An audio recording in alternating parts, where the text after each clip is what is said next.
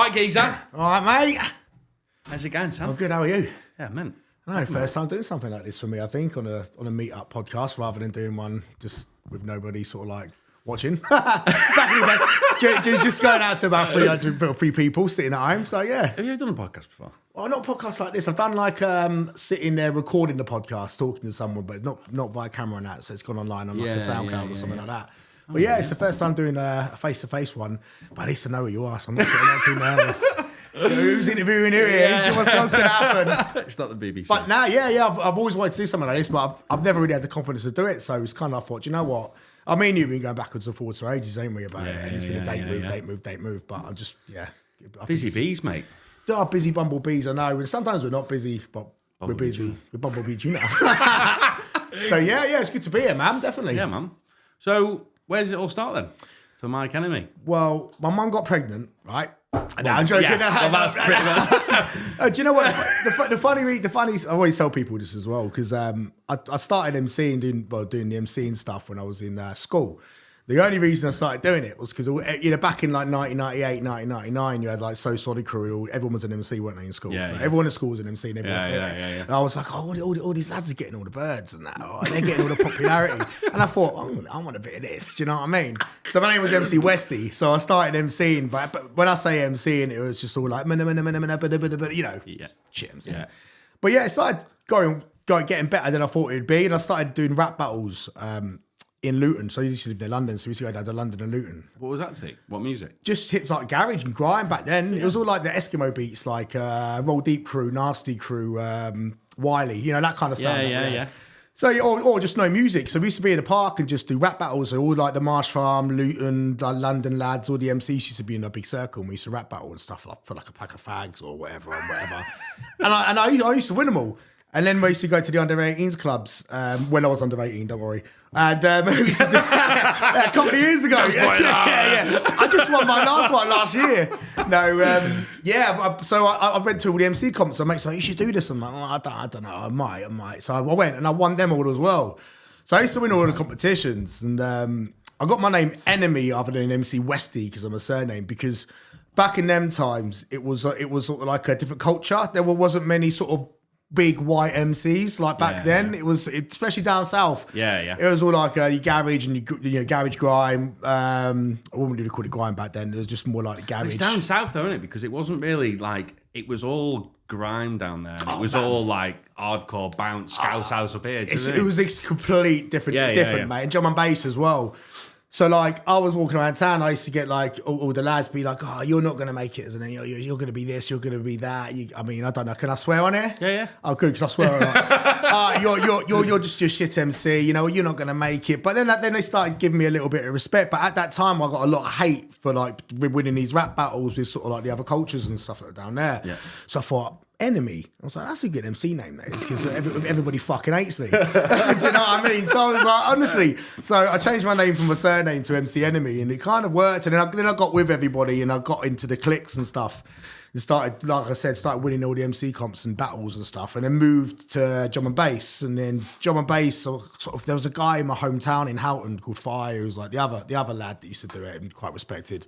And he was like rolling with Shabba and all them lot. So he was in the clique, And I was at the crossroads where I was doing like all the pirate radio stations. You had Raw FM and sort of like different radio, we'll call it radio pirates. Like the internet when the internet just sort of started having sort of like the live streams and stuff on it, doing bits on that.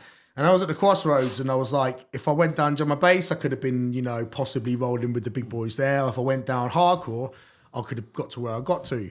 So when did you get into hardcore though? Like because you were down south, how did you sort of get into hardcore? Where did you sort of first see it and stuff and hear it? I hated it. Honestly. Because I was so to drum and bass, like Ray Keith, Shy FX, Andy C, Stevie IPD, Skibbity RIP, Shabba, I was proper old jungle. We used to just smoke weed in my mate's room, recording tapes and that. Do you know what I mean? And happy hardcore. What that rubbish shit. It's dead weird because I used to be. So I got into bounce. So originally I was going like Wigan Pier and like cricketers and Maxims and stuff like that. And And all of my mates started to go in like HCRDs and hardcore Evan and stuff. And I was you like, slag all them off. That wank stuff. I'm going Bounce Evan. Do you know what I mean? Like, I'm not going hardcore Evan. It's a rip-off BTI. It's funny because it's exactly the same sort of mentality, but with two different genres, you know? Yeah. And I took the piss out of everybody because a lot of my mates, like, I had a mate called Savage who used to go to all the hardcore events, and I used to go to the drum and bass events.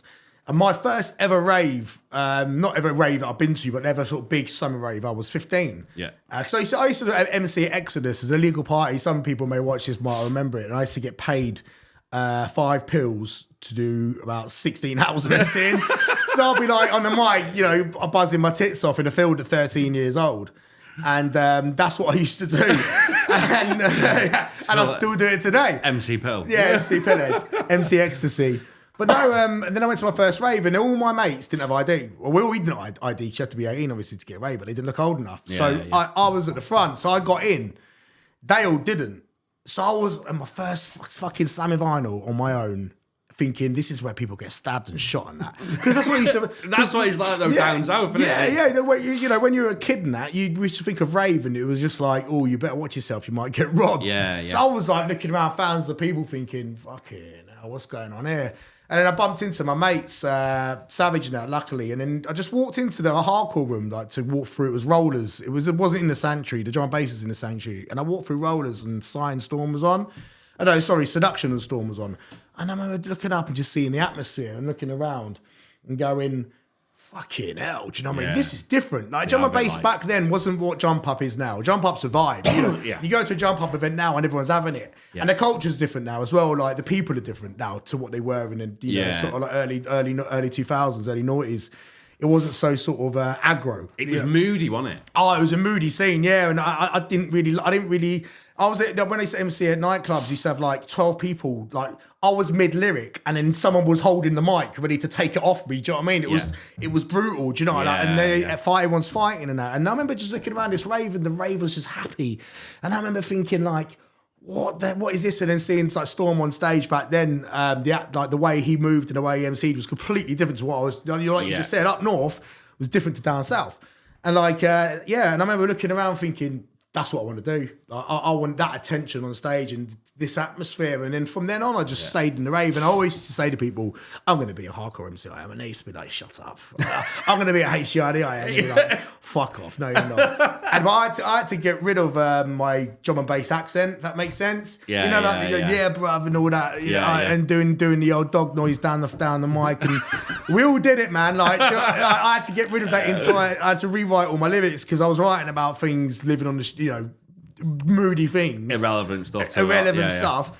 To then writing about being happy and sort of like enjoying a good night. So that's how it really started. Then it just kicked on, and I got spotted by Seduction, who took me under his wing, gave me his first main stage set ever, and then it just snowballed from there, really. Man, how did you get to know Seduction?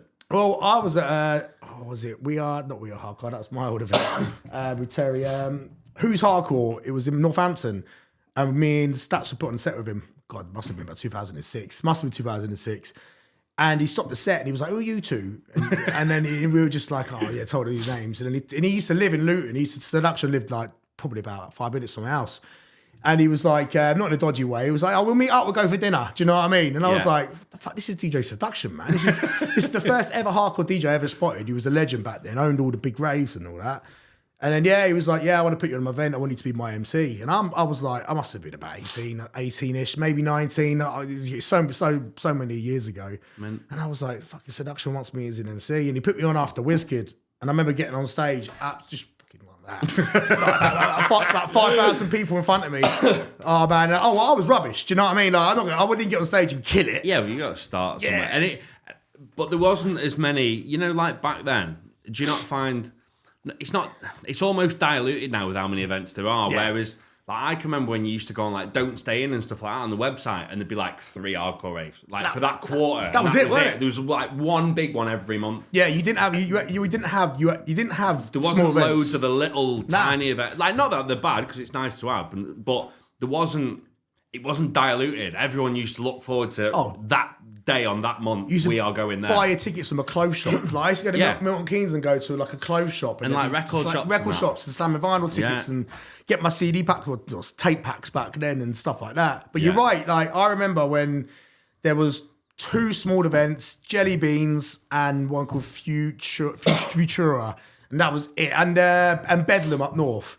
And my first ever booking in hardcore, because I used to MC in his ear every single Sam and Vinyl, every single Helter Skelter, every single big event. I used to run up to him, you're a promoter, aren't you? Yeah.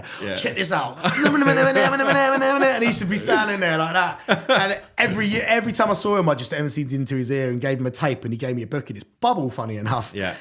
He gave me my first ever hardcore set in 2005 in Northampton, but there was that. And that was it. You could only get Sam and Vinyl. Hey Shine even came after that. You know, you had your 3 big events, and that was it. I didn't even know the northern scene existed. I only found out a couple of weeks ago that Uprising's like 29 years old. Fucking mental. I didn't know that. I didn't. Even that's like north again. Yeah. That's oh man, we were terrified. Yeah. Honestly, Southerners, man. Honestly, when we got booked, I remember I got booked for Uprising, and I shit myself because I was told all these stories about what it's like up north, like like how rough it was and all that. A different kind of rough to down south. It was more of like a, you know, we'll smack your head in sort of rough, then we'll stab you. Yeah, and it's a different kind of fear, isn't it? But I remember turning up and they were all like sort of like the travellers and all that up north. All went to the Uprising. I just remember them all saying like, "Who the fuck are you? This, that." Fuck's that accent. Yeah, even about sort of like MCs getting knocked out on stage and that. So I was terrified, man. And I always joke with the lads now, like Cy and Space and all them boys, and just be like, we down south, we used to be like, "No, we're not taking that booking. We're not going up there. We're not going Birkenhead." I didn't even know that. That's one of my favourite places in the world. They were mad, didn't they? But yeah, that scene was like so divided from what it was down south in the Midlands, like, you know, and like I just said, it's still the case though, isn't it? Like, not so much now, but there's still that divide between, and whether it's because it's just far to go or I don't know, but there is still that north and south. It's strange. And there's events down south that loads of people go to, events up north that loads of people go to, but few and far between. Not many people will go to both of them events. Yeah, I think it's down south has always been drum and bass. I think like I was surprised when I've heard about a few people up north were kind of into it, but I think Birmingham was as far north as drum and bass really got. But that's why hardcore always did so well in Birmingham, because it was in the middle of the two. Yeah, exactly. So you had the northern lot who travelled, and then you had sort of like the Birkenheaders and the Scousers who went to them, and then you had the Southerners that come up as well. Yeah. So it was a perfect hub. Like that was the home of dance for a while. Big Biff, like every event. Was Hard House, when Hard House was popping, it was Hard House, drum and bass, and hardcore. And hardcore was the main genre. Like drum and bass was not good. Yeah, it was going for a bad patch then. NEC, like you had like 10,000 people in the main arena. That's hardcore. Yeah. And you had drum and bass that was in like the second arena because they didn't have the sudden influx of like you had Andy C just pulled in, like you had the likes of Friction, Pendulum, fucking Chasing Status, all jump. They just all these people come into the scene from you know being given a push to drum and bass. Yeah. And then drum and bass just blew up and changed the sound. Hazard, etc. Jump Up came in and. Yeah. I mean, the MC culture in drum and bass for me has always been the number one. Do you know what I mean? It's the MC. Yeah. You could go to anywhere in the world and go, do you know who Shabba Shabba is or Now Shot or Skibbity? Now Skibbity, like, you know, passed away recently, but as an MC, he's the MC. He was the MC's MC. Yeah. You know, anyone in grime, it was like Skibber. Anyone in this Skibber. Anyone like, do you know what I mean? And it's so built on their MC culture, and hardcore did become that for a little bit, and then we kind of. The problem with hardcore, our DJs decided to sort of like section it off. So there was a few people that sectioned it off.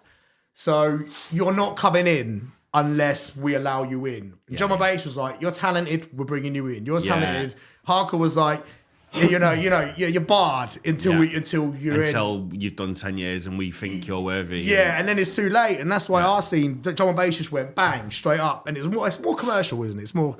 You can go play drum and bass in any club and people will like it. You could be good at D&B, upload a tune, and then the week later, someone from Radio 1 will go, we'll take that. Come on this, mate. Yeah. But I'll still I would die on my shield that hardcore is the most underrated dance music. Yeah. It's the hardest to make. Though, it's hardest to make because it's like you got to put more into it to make it sound wide and bigger. Yeah. So it's really hard to sort of produce. Like I sat there and tried to make when we was doing the front runner stuff with Mike Riveri, like tech housey stuff, and I just sat there and I was just like, it's fucking boring, isn't it? it was like doon doon doon doon doon doon doon, a couple of toms and then a snare and a couple of like percussion hi hats, and then you get ready for the drop, and everyone's like, woo! And I'm like an old man going, back in my day there was a kick and bass, you know what I mean? We used to have it out, but music it changes, doesn't it? Do you know what I mean? No, it's mad. So so you did the stuff with Seduction and that. What came after that, obviously? When did you go to Lethal and stuff? Or was that quite late on, or was it? That was exactly the same time, to be honest. I was at an after party in Shine in Birmingham after the first Uproar set that I had. And Joey come up to me. I can't understand a word he fucking said. He was like, in the head. And I was just like, because obviously he was like one of my favourite DJs as well. So I was like, oh my God, I'm talking to Joey fucking right. But I don't have a clue what he's saying. Yeah, even now, he phones me up now, and at the end of every sentence, it's like, what? He's like proper Scottish. Yeah. But yeah, he was like, I really like you. Because I'd done a set with him and Kurt for Sunday Central, and he was like, I really like you as an MC. Do you want to come in the studio? And I was like, yeah, definitely. And I remember I went in the studio, and I used to have a style of MCing back then, completely different. It was like not sing, but it used to be sort of like a cheesy way of MCing. It weren't like what the stuff I do now, like the bars and that. And I remember I done a couple of takes. He just stopped it, and he just looked at me and went, oh, why do the accent? Because I can't. He was like, that's fucking pish. Like, you know what I mean? And I was like a kid. So I was like, what? He was like, that was terrible. He was like, can you stop trying to sing it and just rap it? Yeah. And I was like, it was called Deep Inside. So I was like, all right then. He just said I'm shit, fuck. So I started rapping it, and then from then I completely changed my style. I realised, the stuff that I'm doing in the minutes a little bit. Because, like I said, I come from drum and bass to hardcore, so I thought I had to be too happy. Yeah. Like, I went over the edge, over the top. Do you know what I mean? There's a few lyrics I've kept from back in the day, like Everywhere I Turn and the little cheesy stuff. Yeah. But I went too far across the bridge. So, like, he rang me in. And, yeah, from then, he signed me up to Lethal Theory. It was me, him, and Kurt. And that was, like, the...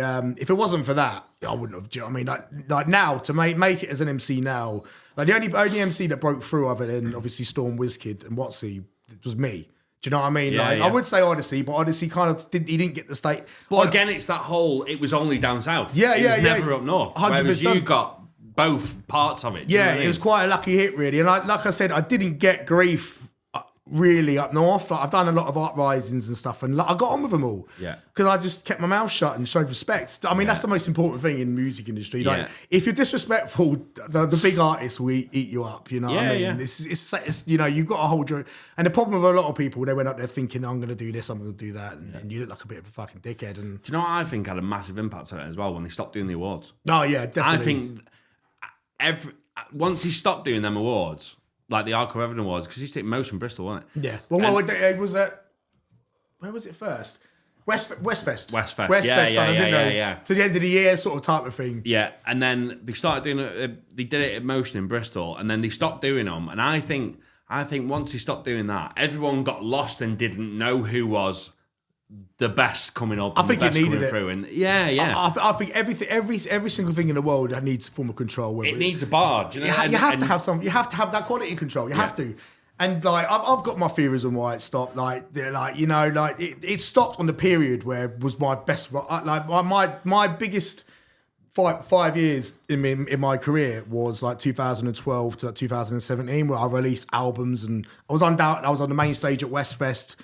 It's about 6 years, done like 6 years main stage. I think Storm's the only other person that's done it as long. I think WizKid might have done it the same, but it was Storm and WizKid basically. Yeah. And like, I had a big period, and the awards stopped just before that period blew up. Yeah. And I was a little bit gutted because it was kind of like, do you know what? I reckon I would have I won my award as a breakthrough, but I wanted that best MC award. You know what I mean? I needed that. That was kind of something but like you just said anyway, control wise, you need to know what producers, what DJs, what MCs are the best, not just what people say on Facebook. Yeah.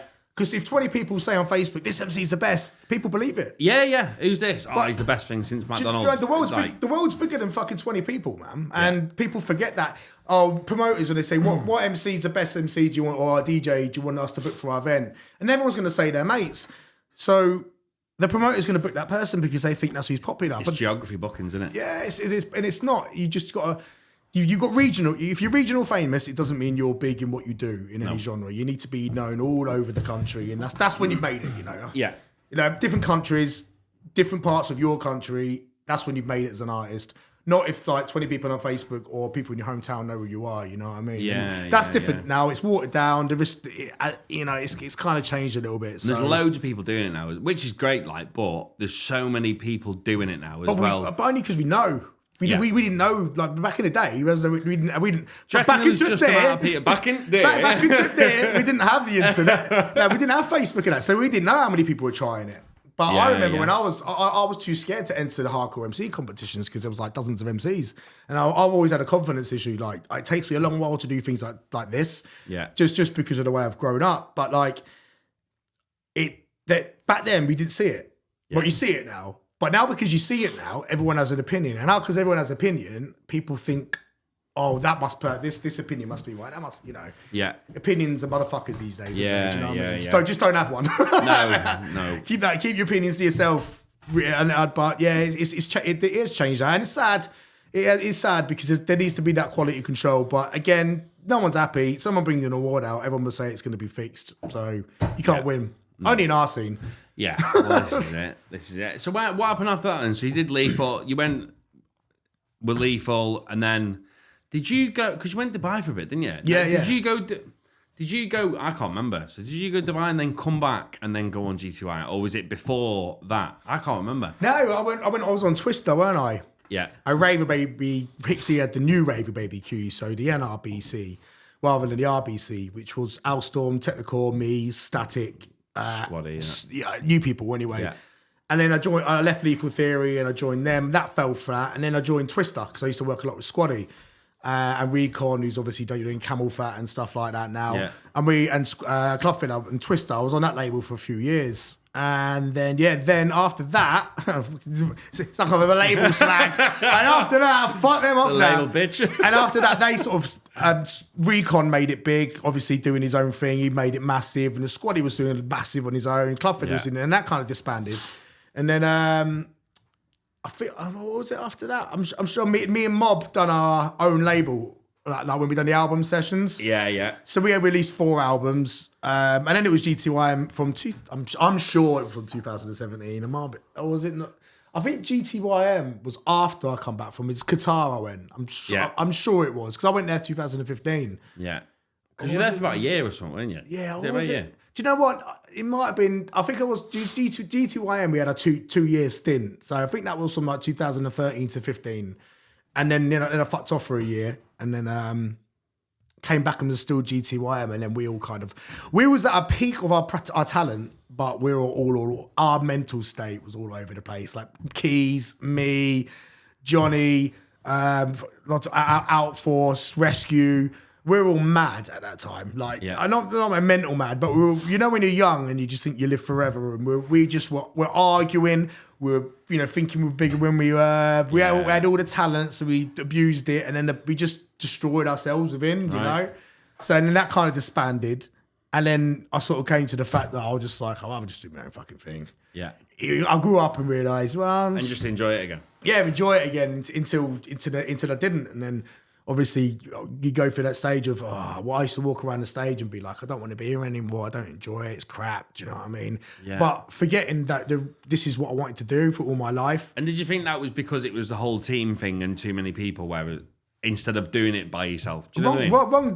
Wrong, right people, wrong time. Yeah. If we had all of us now, it won't happen now because we're all too older and got families and stuff like that.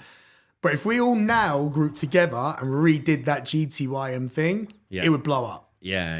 It'd be, do you know what I mean? It was a good roster, like. Yeah. But we were all just absolutely unhinged. We were bipolar. We were just mad. We were arguing with people getting in trouble.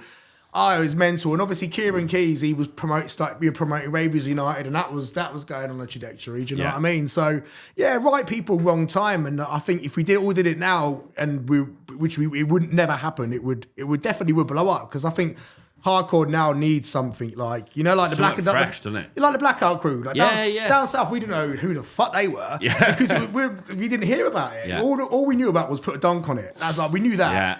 And then obviously I know the guys now through the music industry, and now they sort of had a sort of resurgence, and now that sound's going more down south. Yeah. So it's kind of like they can do that because they've been involved in the same scene with each other still, but we can't do that because we're all so different personality wise, families and that. And I don't think it would work now, to be honest. I think we all got to the point in our genre where we're just like, we're just be a bit selfish. And whether that's right or wrong, you don't know, do you? But Nah, I know what you mean though, because I put on Facebook the other day that I'm gonna do a bit of music and that again, and I can't be arsed with the whole exactly the same thing, the whole team thing and stuff like that anymore, because it ends up and it's really nice doing something, you know, as a collective, like, but it always goes the wrong way, as in people start thinking, oh well, I'm doing more than them, I should be getting this, and you just all fall out with each other.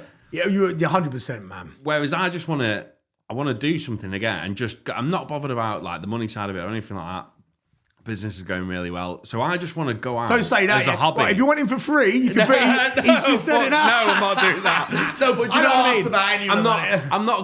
About I know full well there's, from a money perspective, hardcore is not the way to go. But it's the music that I like making, DJing. You'll never stop. You'll never stop loving the music. Yeah, exactly. So I just want to get back into it, to go out and have a laugh. That's it. That's all I want to do. I don't want to get et up in all the whole collective thing and stuff like that. I just want to go out every now and then, do a gig, come back, and then, you know, work, spend time with your family. What comes. Yeah, exactly. Like, I'm not going out to chase fuck all nothing. I'm just. But that's when that's when good things come. That's when good things come, don't it? It's like when you want to find.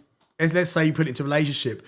Well, I never meet the right woman. I never meet the right person, and you just keep going from person to person to person. As soon as you stop looking, and you just do things to yourself, give your head a wobble, that person walks into your life. Yeah. Same as business. It's crazy how it works. As soon as you just stop and think, you know what, I'm just doing this for me now and enjoy it. Things happen, and that happens. Do you know what I mean? Time. Like I stopped emceeing for a bit over COVID, obviously, because we had to. And I've been producing. Like, I've been a songwriter since I was 9, like, written so many songs. Obviously when I was 9, they were shit. Yeah. Do you know what I mean? I weren't writing Beethoven and all that. But, I've always been into making music, and I've always learned since, like, 2004 from, like, you know, Joey Riot, Himbo, Mob, Mike Riveri, and I've always learned to produce. I thought, you know what, through COVID, I bought up my studio and started writing some music, and that's why I got into my hard style and doing songwriting and producing and engineering type of stuff. Yeah. Just to give me something to do through COVID. Yeah. And sort of like that's kind of like my second love that I really enjoy doing. But I think the name, because everybody known me as MC, when I do the music, it's Mike. It's ruined it. Because it's like we already know him. Yeah. So why we don't care, and that's not him because he's an MC. Yeah. So how like you can't have made that. So people think the albums that we did was just Mike. But it wasn't. Do you know what I mean? Like, I wrote the songs, produced the songs with him. Like, he taught me everything. I'll give him his due. He taught me everything I know. Like, I even ring him up now and give advice, because for me, Mike Riveri is my favourite producer. I think he's like God tier level. He's amazing. But it's always been, everything I've ever done musically has always been, you ain't done that. I did anything, man. And it's kind of always been a bit of annoying. So, like, when I went down this route of doing the hardstore stuff, I'd have hardstore. And getting things on Electric Fox and Dirty Works, which is the biggest hardstyle label in the world, and Scan Tracks. Instantaneously, it was like someone else is making all of that for you, and I get it. Like, I can't. I'm not going to be a producer in fucking 5 years. Like you've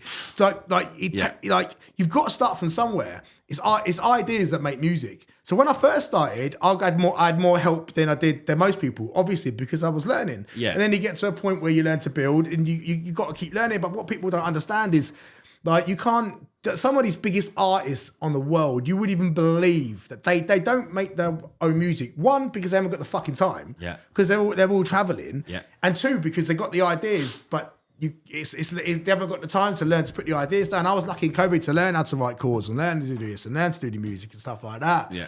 So, I mean, I've probably got about another 3 years left of learning to completely finish the mix down, because the mix down, to get something sounding there. It's your ears as well, though, because you've battered your ears for that long. Fuck me, It's the same with that. Like, even now, I mean, I'm fucking done it nowhere near as long as you, but even now when I make it, I have to have a massive ear break, and I'll still go to stuff the next day and be like, I can't fucking hear anything. Like, I can hear it, but I can't hear what's dynamically going on in a tune because my ears are fucked. You're either top heavy or lower heavy. Yeah. And me and Mike Rivera used to always have this argument in the studio, because his top end in his ears, I always used to say to him, I was like, that needs more mid or that needs more top. And he'd be like, it's absolutely fine. I'll be like, it's not. Like, you know. Remember the ears, Yeah.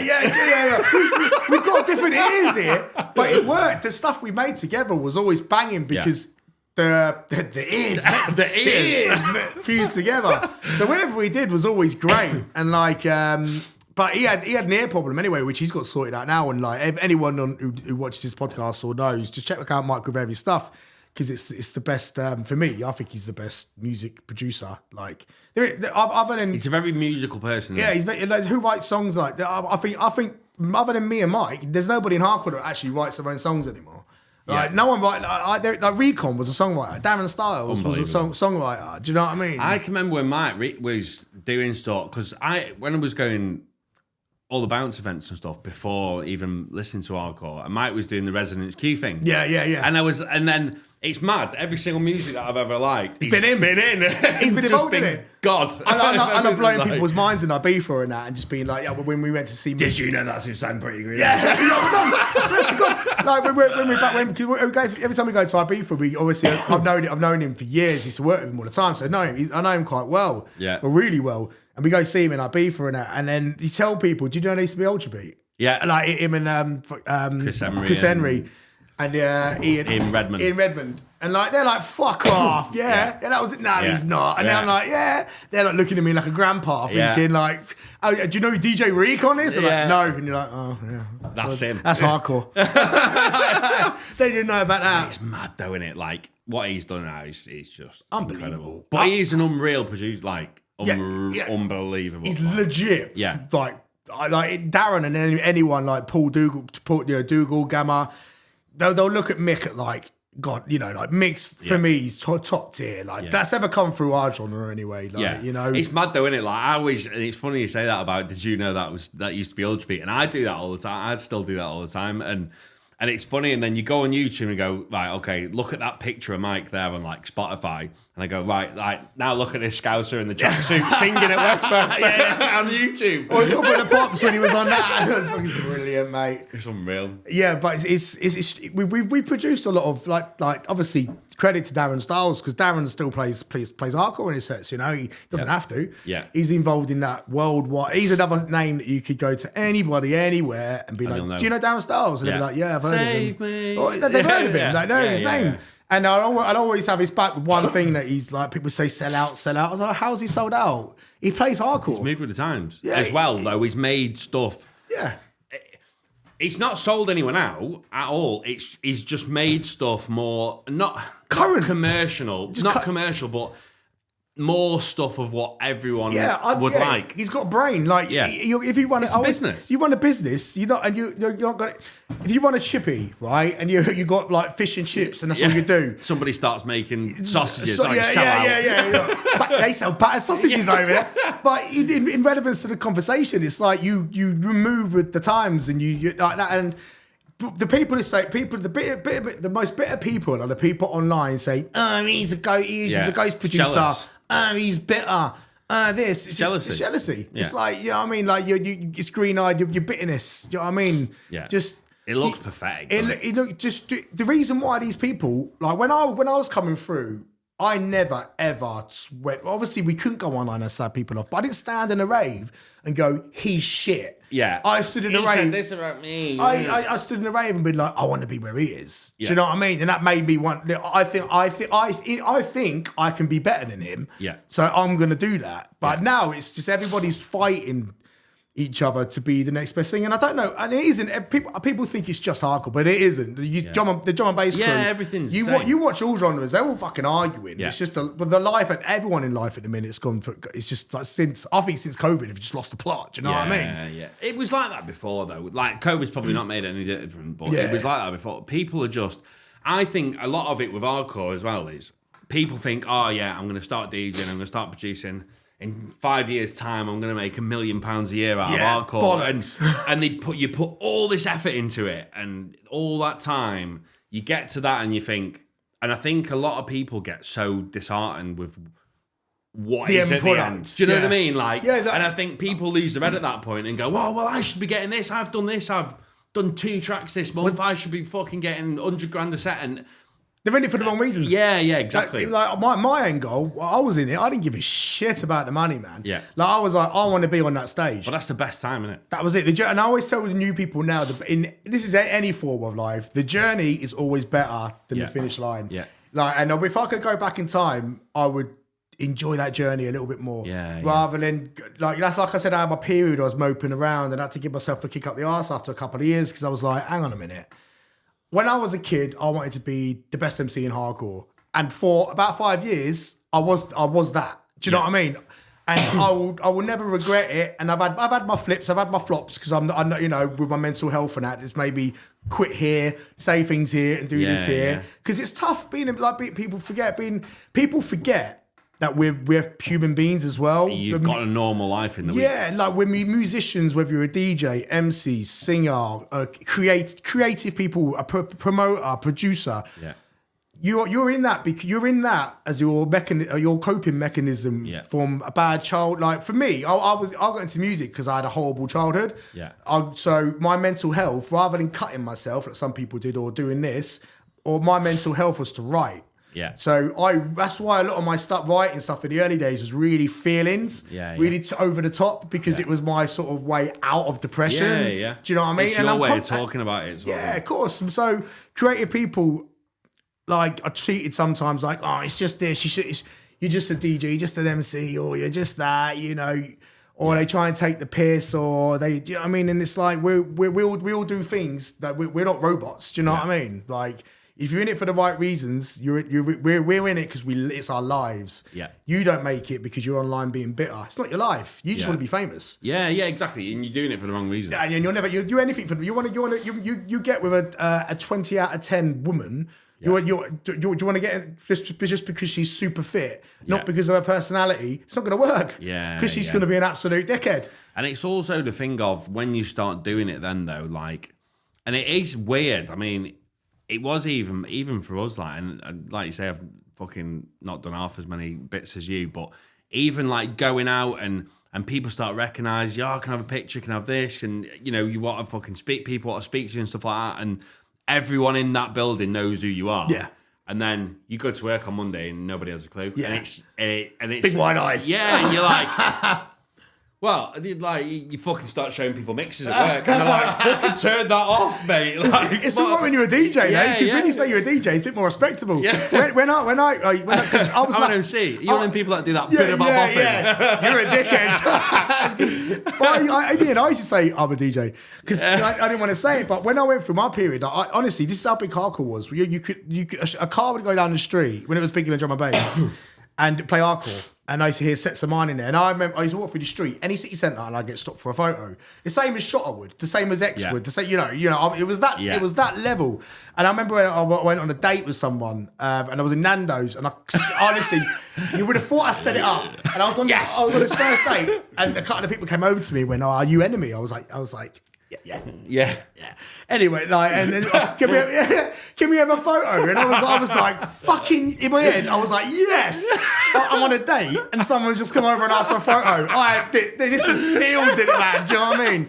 But I was in my 20s, so I thought I was a dickhead anyway back then. But like, and that's what it was like. Like people, like, I wish people now realised how big it was and how big it could have been if. Everyone just got on. Everyone just got on. You look at a bounce scene now, and I always use this as a reference, right? You look at the bounce scene, and I only see that because, like, D&B and everything else might be the same, but you always see everyone is sharing everyone's stuff. Mate, like, all like, you know, Covert and all that whole clique, they're always pushing. And it's not just their own clique, it's everyone else in the scene. Like, everyone is pushing everyone, all the same. Like, Master C is sharing, or, you know, Cheese is putting up going, oh, we're looking for 10 new people that, you know, have just started DJing who want to come on and play on a main stage and stuff. And there's nothing like that in hardcore. I think it's a sign of the times, because Bounce went through a stage hardcore did when Bounce was massive, wasn't it? Like you said, Wigan Pier and all that. Yeah. And then it died a death.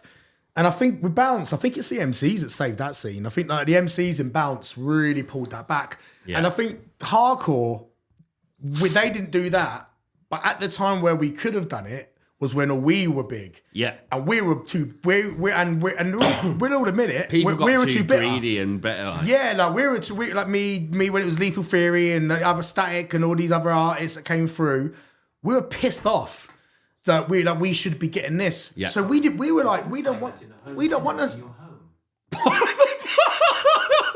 Pixie, is that you? Siri's just stitched me right up there. My MC Enemy is lying. Cannot find his playlist on Google. He's now irrelevant. Non-existent. But yeah, what I was saying, it's all Siri fucking interrupted. Brilliant. Was we were bitter as fuck because we didn't get what we did deserve, and like there's no blame anywhere of anything. Hardcore was booming, but when the opportunity was there for us to push each other, we were like, fuck that. Yeah, I'm not fucking doing it. I'll do it now because I'm older and wiser. Yeah, but we were like, fuck that. So now the opportunity for Bounce to do it, and like I said, MCs save Bounce, man. Yeah. Like the talent like they've got in their crew, like, you know, Finchy. People from down south knew who Finchy was, Kovar, you know, Vibe. I've only recently met Vibes, but, you know, back in the Blackout Crew, all them boys. Mate. There's loads of them, and Easy's my favourite Bounce MC. Yeah. I gotta give props to Easy, man. He's fucking his lyrics are insane, sick. Aren't they? He's like the old Grime and Garage MCs. And we wanted a back-to-back, and we've done a few back-to-backs, but they've been at shit states. Like, we want to pop a back-to-back with each other, so we'll do something soon. But they've got a good group of MCs who all do tear-outs. Now, imagine if Storm, me, WizKid, Stats, Watsy, Keys, Odyssey... all did it like a tear-out together. How big would that have been? But there's too many, like you said, there's too many differences, arguments, and fucking feuds between... A couple of them won't fucking do it. No. A couple of us would love to do it, and the others would just follow it only if they will do it. Yeah. So it would never happen. So we fucked it up ourselves. It's like hardcore is our own fault where we are now, and is it too late to... we'll never be back to what we was unless... another together. Mick comes through, or like, God bless his soul, Squaddy. If like another Squaddy comes through, or another myself comes through. Like, but even that, I think a lot of it is down to you need to almost change everyone's perception of what it is and what it needs to happen to do. Like, you know, and you look at it, all the old school stuff, like Vibes Lively now, what they're doing, and that whole old school clique is all staying together. Do you know what I mean? And everyone is, you know, coming back together for the right reasons and stuff. And if everyone present now could do that and tenfold it would just... It's accepting that we're old school now. Like them lot, they're old school. Yeah. Like I'd class art like Hicksy and all them boys. They go to Australia. They're still doing their big bits. Yeah. But I'd call, like, everyone loves the hardcore classics, the classics era. Mate, look how many people turn up at HTID in Australia. The music's there, but the problem with us is for instance, if you this is the first podcast I've done talking about it, right? Yeah. And I've been in the scene for years. Like the video that we're shooting soon is the first thing that I've done. We don't do things like that because we think, what's the point? So the kids don't see us. The kids can't see that we can, you know, spit bars like with the likes of Shotter. I mean, I've got a back-to-back with Shotter in June, which I'm really looking forward to. And like, I know I can stand shoulder to shoulder with him because I know my ability. Yeah. Like, do you know what I mean? And these guys are idols. Do you know? Like, I grew up listening to them, but we're just, for some reason, we're just so... I'm not doing that because I don't want to look like a dickhead as well. Because sadly, we've got people in our scene who look at that as being stupid. Yeah. Does that make sense? Like, oh, you're doing a sad little video, but drum and bass because they've not done it before. Because it's not been done before. So we've avoided working to build the scene back up, and we're dying for it. And just look, bounce, like you just said, the bounce scene is a perfect music wise. They're fucked because no one's making original music. Like, MC wise, MCs have got bounce on their back, like carrying it. Do you know what I mean? Yeah. Like, but take a leaf out of their book, and if we all work together and that, but again. The good producers in hardcore like Mike Riveri, Jacoby, I like his stuff, and there's other guys. And why do they want to make proper hardcore, when they're not even going to get a bit of credit or a bit of love? So exactly. And it's a double-edged sword. It's like you get the reason, you get why, but also just stop and remember why you're doing this. Yeah. You know, and remember that you loved it once. Yeah, and it's such, I think a lot of people, and I won't mention names, but I think we can agree on exactly what we're talking about. But like, there's people at the top who will almost, because of who they are and how long they've done it for, they will go, no, this is my decision, even though that is your event. Yeah. And you're doing that and you're putting your money in, but basically it's up to me who plays on your flyer, because if you don't go what I say, I'm not playing at your event. And there's so many fucking strings pulled like that, and it's fucking disgusting. And if, like, I think, and that's another reason why a lot of people won't, even as a business, like, or somebody, you know, if somebody was sat there with a few million quid and they go, right, all right, I want to invest in something. And you will speak to, all right, let's have a word with some of the top people in our court. They'd speak to that one person. Yeah. Because they're so bitter and, oh, well, yeah, I'm this and I'm that. And they'll they'll like, just go, fuck that. Yeah, stay away from that. I'm not touching it. And I bet there's so much of that's gone on and from that perspective ruined it as well. It's died down a lot now, like, to be fair, like it was such a wrong time. Like, we had, like, I think I blame the artist. Like, we've got a group chat. Like, won't say who's in it, but I know like the sort of top boy group chat. The main people, and we always speak about it, and it's our fault. Like, we're because like we should have just come together and done this and that. But like, I see people online moaning about event lineups. Like, let's say for me, like Ravens United always put varied, like they're the biggest rave in hardcore. Keys and Terry always put varied lineups up. I will look at every single lineup they put up, and they do put varied lineups up. Yeah, they do, yeah. And then you get people online, it's all the same. Why don't you book this person? Why the fuck should that person who's done nothing? And that person who's on Facebook moaning his bag off every single week and doing that whole keyboard warrior thing. Who do you want them to book? Yeah. Do you know what I mean? Like, and that's why I always, if it wasn't for Ravens United, I mean, look what they did with Clubland. Like, for me, when Keys and Flippin' Phil and Terry and that started doing the Clubland thing, I said to myself, I'll give it 2 years. I'll give it a year. No one's going to carry on going to Clubland. Look at it now, man. I mean, the ones that I've done, you've got like fucking 8,000 people in front of you, and like the crowd, and they've took it, and they know what they're doing. They're nostalgiaing it up, and they know what they're doing with it. Like, and because their intelligence in promoting and what they do and who they book now is perfect. But people have had arguments about why haven't they done this. They've never been the issue with other promoters. Yeah. It's other promoters that haven't wanted to fucking work with them. And there could have been opportunities for Ravens United to do, let's say, one of the famous hardcore weekenders or one of the famous hardcore holidays. I can't mention no names of it because things are, you know how it is. And people would turn it down because they don't want them to have it. Yeah. They don't want them to be involved. But they could do to Clubland. If Clubland can pull in all them people, then hardcore can. Yeah. But the wrong people and the right people involved in fucking it up, pushing that. And it's such an underrated scene. It breaks my. I can't listen to old hardcore in a car because I end up getting teary eyed. Yeah. Because I'm just like this. I used to take drum and bass people to a hardcore rave and they're dragging them. You will come to this rave. Yeah. And they'd be like, and they used to leave loving it. Yeah. And look at drum and bass now, look at Dimension. Look at the music they're making. It's 4x4. Oh, some of the drum and bass now is a hardcore track. Like, yeah. Like, and I'm like, hang on a minute. You ripped us for fucking decades about a 4/4 kick. Yeah. And now you're playing it. And they don't like it. I can remember when Harry Shotter put was it Space Jump? And he put no, he did a lyric on Space Jump about, because I think it was, who was it now? Oh, it was the DJ. I can't remember. But they played Come Running, Darren Styles Come Running at Westfest. I remember hearing about it at Westfest. And then Harry Shotter did a lyric about people moaning about Us Playing Come Running by Styles, and he did the whole lyric about it, and he was like, it's what all the ravers wanted, and it's what the whole scene wanted. It's that few collective people moaning about it who will put a dampener on everything. But you think that's what it was, wouldn't you? You think the majority, the loudest of the few, aren't they? You know, like Twitter. You post one thing, like the cancel culture, innit? You say the wrong thing. You're only as good as your last fuck up. Or if you put something amazing out and you got two people saying it's shit, what do you focus on?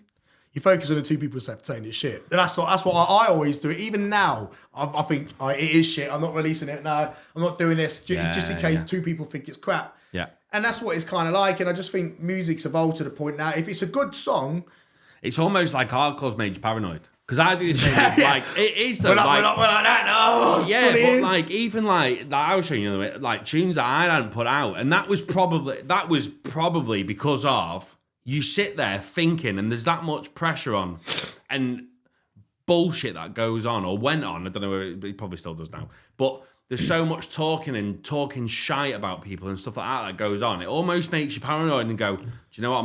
I'm just going to make that because I enjoy making it. I'm not going to upload it because people are going to talk about it. And it almost puts you in that whole state of, oh, well, I don't even want to put it out there because I'm scared of what people are going to say. It depends what your mental state is as well. Like that's like last year? Last year, I hand on heart, my missus had to drag me out of an event because I just lost my head because people were saying things to her, saying things to me, trying to have conversations while I was working, and my head went, and I started going for people, going for the ravers, and my missus pulled me out, and I dragged me out, and I sat in the car, and I broke down because I've got my mental health problems, and I broke down in tears.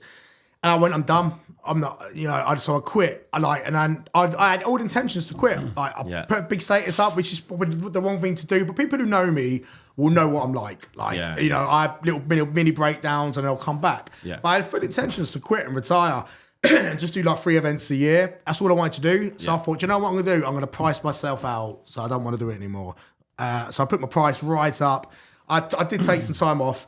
And then everyone that came to book me, I told them a new price. And they said, yeah. And I was like, oh, I've got to take it then. Yeah. And this year's been my busiest year of bookings. And I'm not stupid. Like when people say, I thought you retired. I get it, right? Yeah. I shouldn't have posted what I said, right? But everyone's done it. But I didn't think people were going to pay what I'm asking for. Yeah. And I'm not going to throw away that money in a bin because Billy Bollocks thinks I look like a bit of a dickhead for saying I quit. Yeah. If you knew the mental struggles that I go through on a daily or a monthly or a weekly, then you'd know why I fucking flipped out and did that. Do you know what I mean? So so I'm unapologetic about saying it, but I meant it. Like if no one will pay what I want, I won't do the event. Yeah. I would have quit. I would have drifted off silently. Yeah. But I've always said the Ravens Reunited events, it was Terry who ran me up, to be fair, who talked me out of it. And he was like, no, you need to stick about, blah, blah, blah. So the events that I was only going to do were Ravens Reunited events. That's it. I was happy to do that. Yeah. But like I said, people were paying me what I want. And I said to the missus, what's more important? Like what I think people think of me, or taking what I feel like I've earned. Yeah, yeah. Because it is a business at the end of the day. It's a business. Even though you put as much time as you have into it, it is a business. Like you want to get some of that time back. So and you know what I mean. And now I'll probably do about 60% less bookings. Because of the money increase, but this year looks like the busiest year with the money increase. So I'm just like, you know what? I'm just gonna. I want this time though. I'm not stupid. I don't just take the booking. I want this time. Where is it? Here. I want a hotel and this money. I've got demands now. Like I won't just turn up to a gig. Yeah. You know what I mean? So, I made a mistake of putting that up, saying I quit. But like I said, my mental health issues that I have. Everyone who knows me, I'm like a fucking bipolar mate. Do you know, anyone who's been my mate knows I'm like a fucking roller coaster. Do you know what I mean? But ravers don't know that, and I sometimes I need to remind myself that these people don't know me. Yeah. So it's one of them. But it's everyone as well, and not even like from like a drugs thing, but so many people in and it's probably every scene. But you look at the top of hardcore. And you think how many people actually at that level have problems? Do you know what I mean? Well, I think every creative person is creative because they got issues. Like, you know, from the likes of Avicii, from any creativity stems from a part of your brain, like that you're like, you know, not autistic or anything like that, but you're on the spectrum of like every creative person is a side of is madness. You need to keep yourself busy, like. Yeah, you have to keep yourself busy, which is why there's a lot of suicide rates, which is why there's a lot of mental health issues in the music industry and entertainment industry as a whole. Because the kids who are like in entertainment are the kids at school that didn't learn or couldn't conform to the bollocks the school teachers are. You know, we were people that learnt social skills and learned how to hustle and you know, we're all from selling streets and that. Well, it's true, innit? Like we're on the council streets and that. I used to nick hubcaps of cars and then sell hubcaps to people for a fight. Like, and you learn to hustle and then you get depression for like I got my depression from when I was 8 years old and the way my life was, and I had to fend for myself, and you know, and then music saved my life, and then I got into music, and that depression never leaves me. Do you know what I mean? Like there was a time when I was sitting in front of a pack of tablets and I necked them all, and I tried to kill myself, and like literally. Keys rang me, and I can say his name, and he was like, you know, talking to him. I told him what happened and everything, because I lost my dogs. I was in a toxic relationship. I had no money. I lost all my gigs. I had nowhere to live. I had to move out of this house for the week, and I was homeless. So I was like, I'm done it. And Keys was like, how much do you need? And he probably won't mind me saying it. He was like, how much do you need? I was like, brother, I mean, like, it's not a lot, but I was like, I need $4,000 and fucked. Yeah. And he went, I'll give you them. And he put $4,000 into my bank, and I just threw up all the tablets and all that, fucking sticked them all up. Right. That $4,000 paid me to deposit for the house, pay for this, pay for that. It saved my fucking life. But that's always with me. It's every single day that is always with me. Like I am like manic depressant. So like if I'm not creating, if you're not busy, and your mind will go elsewhere. Like I can't cope with my own space and thoughts. Like silence is violence. Silence is violence to me, you know? Like so I take it out on things. I take it out on if I'm not taking it out on music, when I used to box, it used to be boxing. You know, a lot of boxers will say, like, you know, you spoke to people on this channel, you get that inner aggression or that inner issue out on training. Yeah. You know, you train. That's why I've always been big into fitness and became a health coach from a very young age when I was 16, because that was another form of me being busy and working and, you know, keeping. As soon as I stop, my brain goes into a very dark place, and it's kind of like a self-destruct mode. I've got a good woman in a minute, and at the beginning I was in self-destruction because I was like, you can't look like that and not be like this. You can't do this and do that. I don't deserve this. You're definitely doing this. You can't be doing that. And then you start fabricating shit. And it's the same with music. I'm not good enough to do that. I'm not good enough for this. I shouldn't be doing the video. Why am I doing a back-to-back with Harry Shutter? Why am I? Do you know what I mean? Like, and then you start self-destructing, but it's about. You'll never get it under control. Like you have to learn to just. Luckily, I've got a partner that helps me with it. Be honest with your friends and honest, you know, with people around you who understand you. And the ones that leave, and the ones that stay around, you know where your friends are. You know where you are, You know, because I had a big circle of friends, and I've got like probably like a couple of full stops. It's mad though, isn't it? Because like you used to, and I was the same. I used to think you had 1,000 mates, and then very, very fucking quickly you think. Holy shit! Yeah. No, I've probably got about 3 people I can go to war with tomorrow. Like best thing I've ever said to people is that when you get into a relationship and you have a family, having a big circle of friends is bad news, man. Yeah, like you should like we spoke about it in the car, didn't we? Like your girl, your wife, and your missus has like mates she goes back to slagging you off when you've had an argument. Yeah.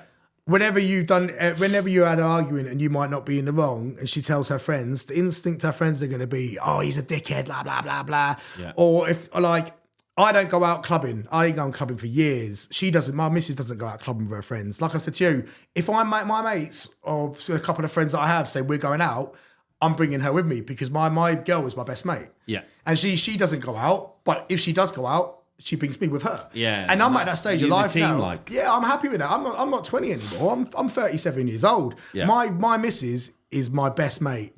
And my cat's my second best mate. You know? The lion. He won't mind, like, but that's growing up in it. And I think that in music you understand that as well. I got too familiar with ravers. Yeah. So ravers think they're my friends. My fans, all my fans I had, half of them probably gone because they started treating me as a mate.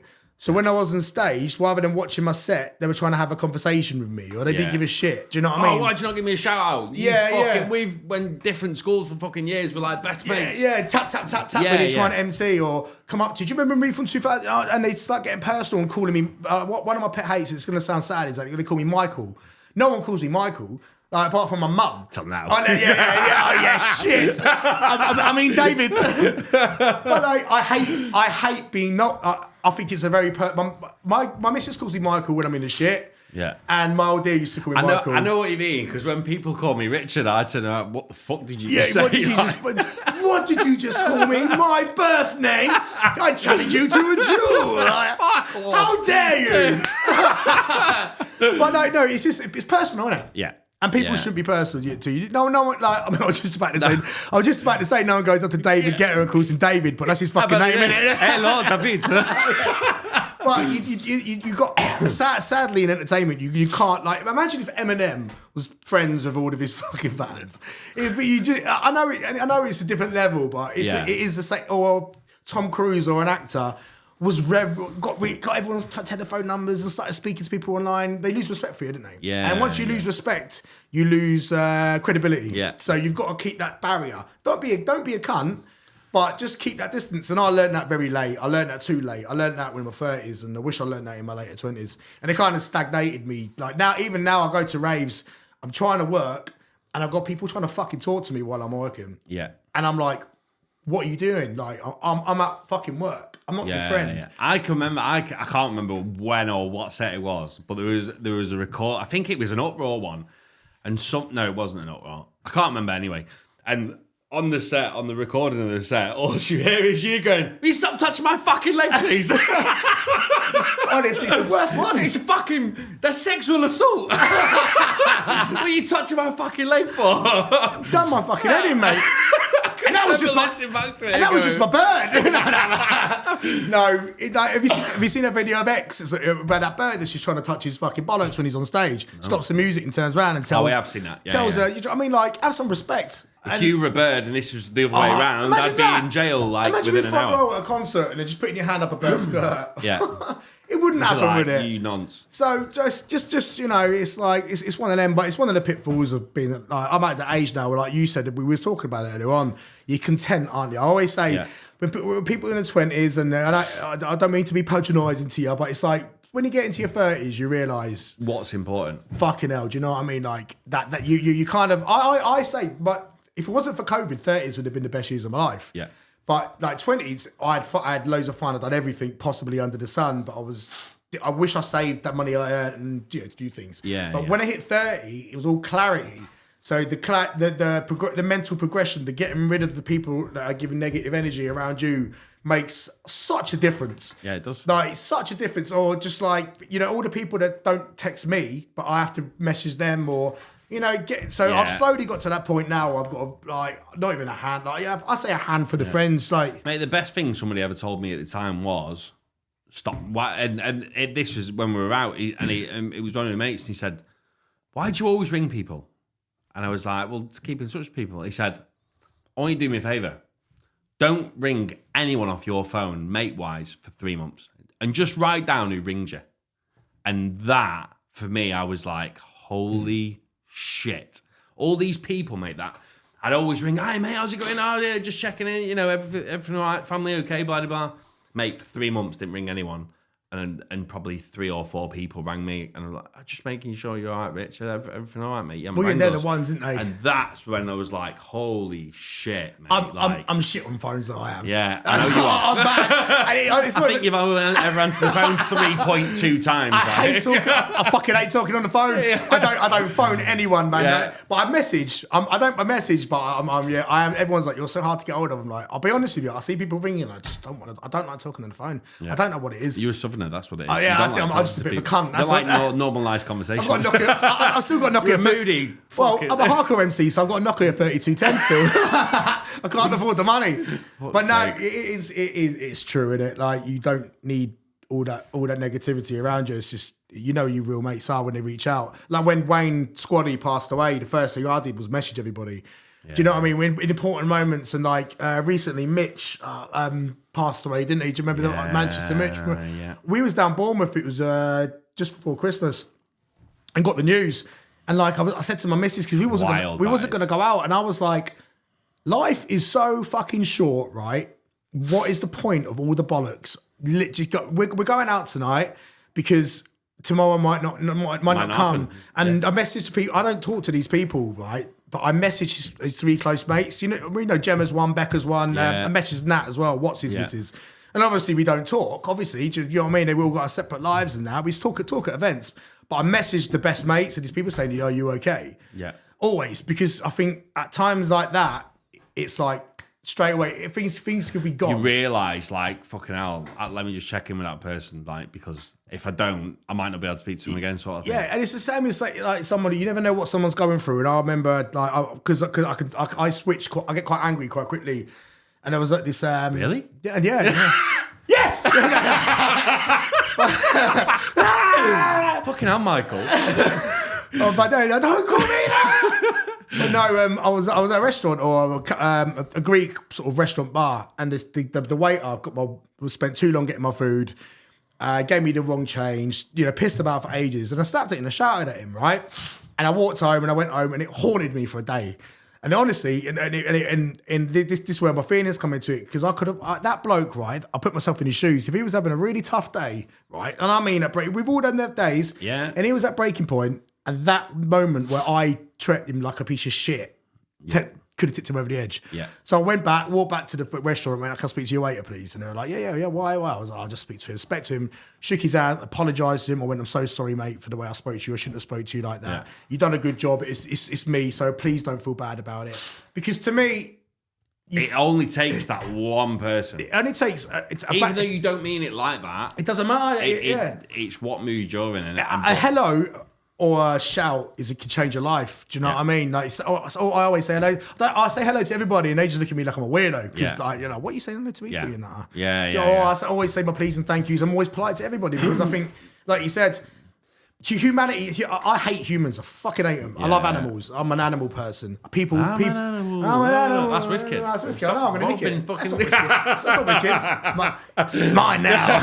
It's mine now. But like, the way people treat people is something that I grew up learning very quickly through obviously being treated like shit as a kid and growing up. I kind of went through my stage where I would treat people like bad, and I realised very, very, very, very, very early that is not the way to act. You treat them why you want to be treated. Which is why I got into treating people with disabilities, and when I used to do stroke rehabilitation for stroke survivors, disabilities, arthritis. I had like people who were disabled, like paraplegics, and that come in, and I used to train them and rehab them. And when their GP referral ended, I used to carry on the slide training them for free because like the reward that you get back off it. But I had a girl, and there's a video of this on it's somewhere on Facebook where she had a stroke. She's 24 and a heart attack and a stroke. And the doctors told her she'd never walk again.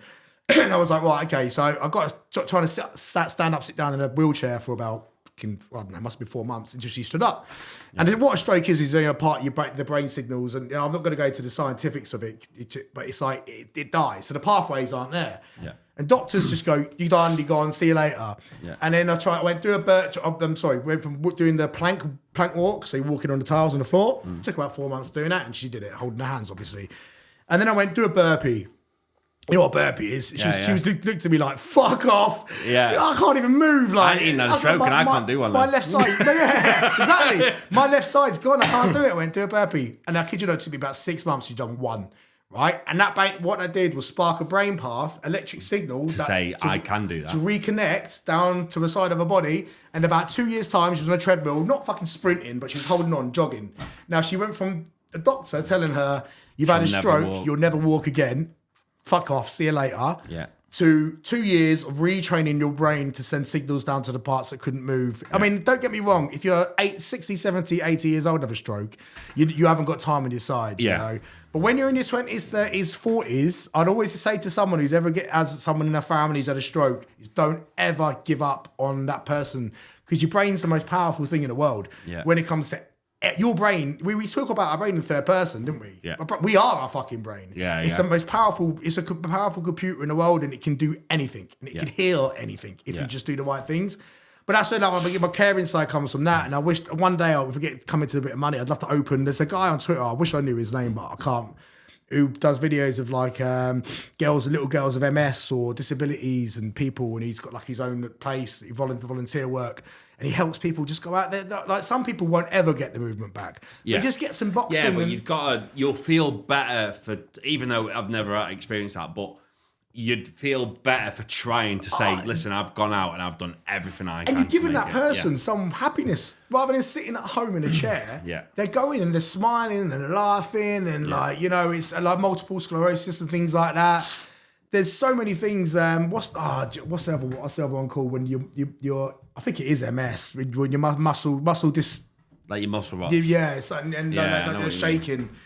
And yeah, that's something I've always wanted to get into. So I'm a big advocate of positivity now when I never used to be. Do you know what I mean? Like I think people can change, and I'm in a genre where you are treated like shit. Yeah. So it's kind of like it's just it's craziness. Do you know what I mean? It's crazy. Think about it. Right, don't make me start. Don't make me start singing, man. It is everywhere you turn them. Yeah, it is. Yeah, I was going to say a joke, but you just threw it away. He took it and threw it away. Yeah, I took a bit. I took a little bit. So, what's going on in the future then? Well, what is the plan now? What's going on with Mike Enemy, MCM, Michael? What's going on with everyone? Well, fucking hell. Well, I'm a split personality guy. Well, Michael, I'm looking for a house with the missus. We want to get a house. That was my goal this year, to get a house to settle. So that side, private side of life, that's the one we're definitely on the cards this year. But the MC side, I'll do my first video, obviously, because I've got this back-to-back with Shot. I want to make sure I release something before, so anyone that says, who the fuck's he? You know what I mean? From that scene, they've got something to, which obviously I'm doing with you. So that's written, ready to go, ready to record it. So that's going to be my first proper sort of tear-out video. Not just a tear-out, but like storyboarded, you know? Mike Enemy stuff, I've really, the music, I don't like, it sounds really funny, I don't like the music released at the minute. I think it's weak. Yeah, I think everything's weak. What about this? Nothing's bouncy anymore, is it? Yeah, nothing makes the hair stand up on the on my arms, or you know what I mean. Like they're seeing everyone. The production's amazing, but everybody's forgot about the musicality of it. Where's the original? What hardcore is? Like? Where's the song? Where is the songwriting? Where's the verse, chorus? Where's the bridge? Where's the intro gone? Where's the outro gone? So for the past 6 months, I've been just listening to music and piecing things together. Me and Alicia, she sang a cover of Yellow. So I'm going to do a cover of Yellow. We've just done a cover of Billie Eilish, Lovely, that we got released on Dirty Works, the release label, for the cover label, sorry. So Yellow's going to be the cover. So it's easy to make a cover because you've got the melody there, you've got the vocals there. And obviously to get something released, it can't be the original pieces. Do you know what would be cool? If Alicia sang all your old Rave Aoki stuff that you did and brought that out, but a new version of like that. Everywhere I Turn and stuff like that. Yeah, she could do. Do you know what she wants? She wants to do a video of her MCing. So I'm like, no. But I think it'll be funny. But she's like, one day because she does Twitch streaming and stuff like that. So one day she does a lyric of mine. She wants to do Dressed Up As Me as a laugh. And I'm like, you want me to do it? And she's like learning it. I'm like, you want me to fucking do it? But she's gonna do it. She'll do it. But yeah, I mean, but that's just being a hypocrite because I'm not doing the original stuff that I just said. Like, yeah, but it's just revamping stuff, and it's not like you go in, oh well, you're remixing Love Shy, Show Me Love, and all the Making Me Want to Dance that everyone just keeps. You're remixing stuff that you've done. Do you know what I mean? So, I do want to do it, and it was fucking years ago. Fucking hell, it was one of my first fucking songs. I did write another verse to it, to be honest, but I completely forgot. The cameras ain't gone. The lights have just gone out. No, thank you for letting me come down, man. Definitely. Nice one, Bo. And see you again soon. Sweet as a nut.